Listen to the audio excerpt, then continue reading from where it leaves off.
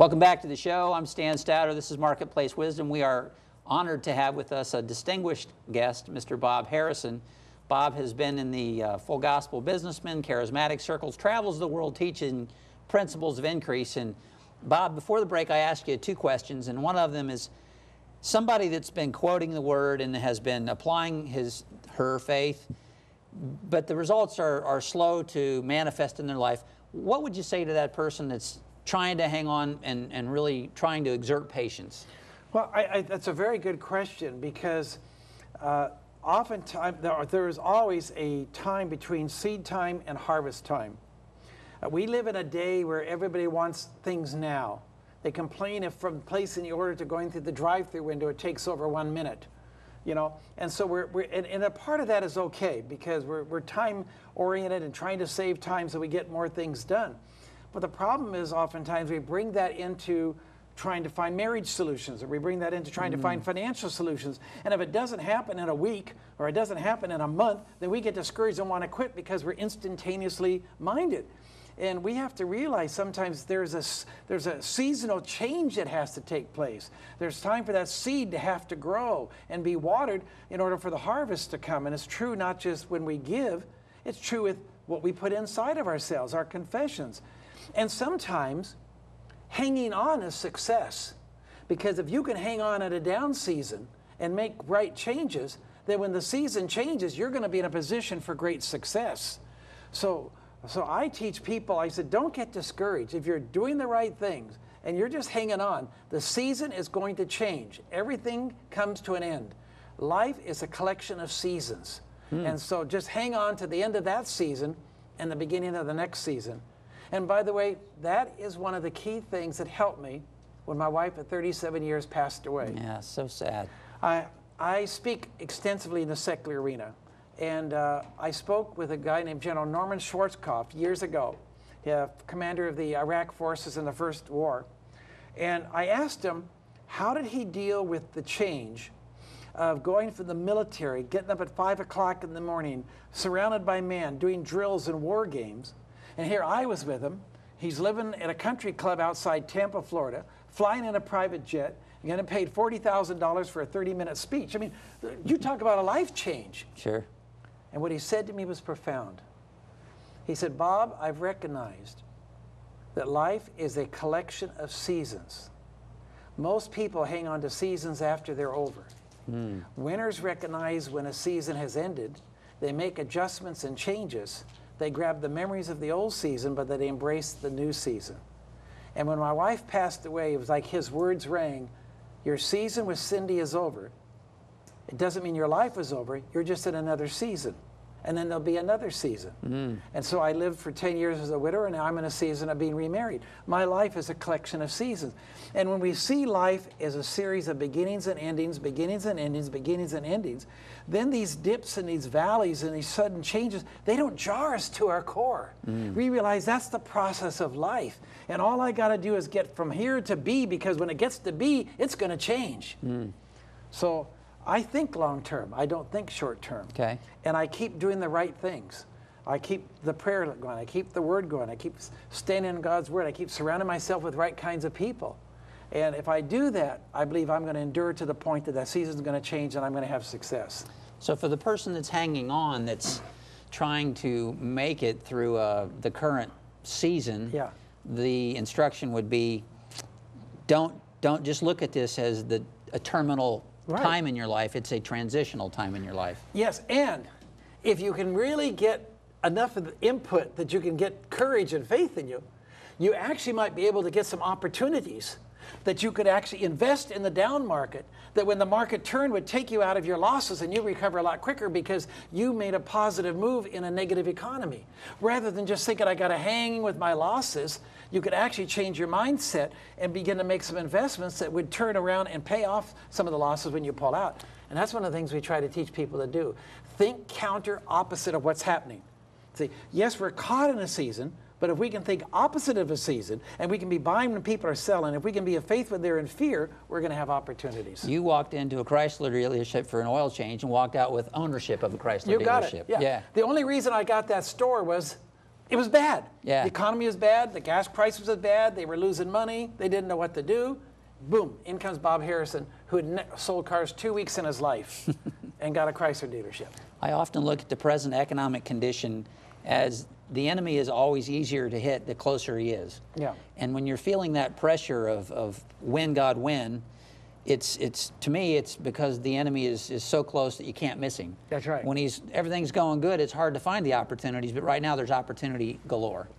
I have 23 CD series that we have, and one of them is called How to Win Big Battles. And it's based upon the strategies that David used to defeat the giant. And one of them you just mentioned.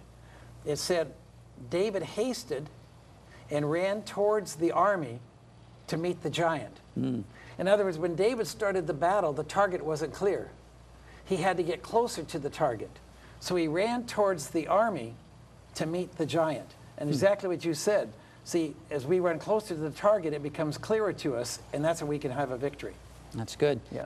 Before the break, I asked you for insight on another topic, and this is a topic that I have been pondering of late, and that is, what is it that distinguishes one man's life from another man's life? If a man wants to have a life that when he gets to heaven is well done, thou good and faithful, what is it that a man can do or a woman can do to lead a quote-unquote distinguished life? If you don't mind, let me answer that in a non-spiritual context first. Sure. To live a life of significance involves, I think, two different things. Number one, it means living a life thinking beyond yourself.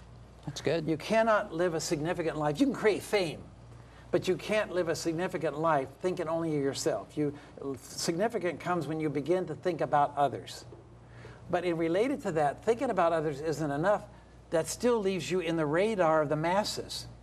So you have to find some way to distinguish yourself from the masses, some way that's going to cause you to be noticed above the radar, whatever that might be. It could be talent. It could be like a turnaround of a business. It could be some award you win, you know, and that award could take you the rest of your life. I mean, you could at 18 years of age become an Olympic champion, and that significant moment could be a title that would open doors for you the rest of your life. Yes, that's true. So once you have that significant moment, it can be a calling card the rest of your life. So whenever those opportunities come that you have the chance to become significant, put all your resources into that, because that moment might not come again for 10 or 20 or 30 years, but when that moment is there, capture it. Put the other things, you know, on the side and grab that moment. Now, you can do it on a lower scale. We were talking about this coming out here. I did it with my kids on the road. Yeah, that was beautiful. I always tried to create what I call power moments, or moments of memory that they would remember, so that being on the road with me when we travel wouldn't be a negative of, oh my goodness, I'm in another hotel, I got to pack, I got to do a meeting. But I would always try and find something, whether it's go to Dairy Queen or find a site over here or do this, to give them significance. And my kids to this day talk about some of the most fun times in their life was when they were on the road with Dad. And when and then I had 5 children, I would take one of them with me every 5th trip when I could. And so they talked about all the trips they got to go on. Rather than Dad's always gone, I changed their focus. I created significance. I get to go with Dad to San Francisco. Well, I'm going to get to go with Dad to New York City. And so I took what would be a negative, a positive. I created something that would be negative and made something significant out of it. So when you really focus on something, you have the ability to create significance. But then in the spiritual sense, we add something. I think in the spiritual sense, significant comes when you can identify what God is calling you to do, and you're willing to make the changes in your life to do that thing that He's called you to do. And for me, I created secular significance in the business world. I make more money on my dealership now than when I owned it, because I make more money now talking about it, writing about it, having CDs about it. So I make more money now than when so it created significance. I'm making money on it the rest of my life.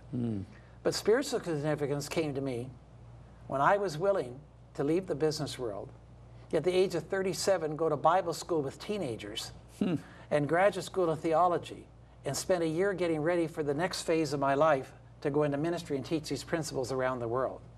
So spiritual significance came to me when I was willing to pay the price to change to do what God told me to do. So significance is about not being myopic on your own needs, but being exterior focused as well. Finding a time where significance is crossing your path and focusing your energies to harvest that opportunity of significance. Right.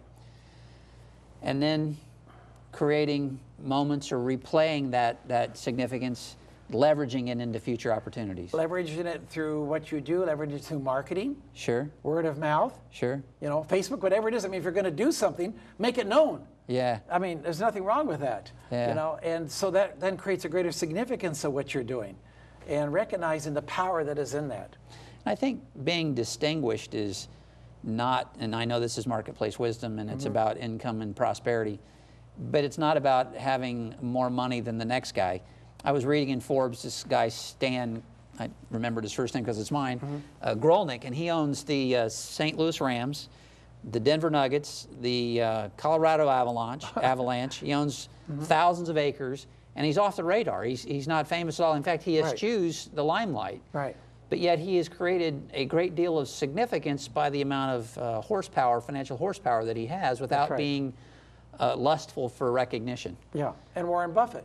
Yeah, you know, one of the richest men in the world. He's creating significance because he's going around trying to get other multimillionaires to agree to give away half of their fortune to help needy and hurting people. Sure. So his significance is coming by taking his focus off himself and trying to figure out how he can make a difference in this world and be a blessing to others. I would say, like Rockefeller, he will be more known for the influence of getting those like-minded wealthy individuals to do more for humanity than he will be known for Berkshire Hathaway. Exactly, yeah. Yeah. Right. And same thing with Gates. Buffett, yes, and Gates, right. Yeah, I think his legacy will not be that he created the operating system that the world runs on as much as it'll be what he, the Bill and Melinda Gates Foundation, does for the people that are disenfranchised throughout the world. But see, all of us can create significance even without the millions. That's right. We can create significance just by trying to ask God, what can we do to be a blessing to others wherever we are? How can we be a greater blessing to our marriages? How can we be a greater blessing in our homes? How can we be a greater blessing to those people we're coming in contact with every day? How can we be a greater blessing in our church? And as we do that, we will live a life of significance, which will be the happiest life anybody can live. That's beautiful. And it can be by being significant to the neighbor.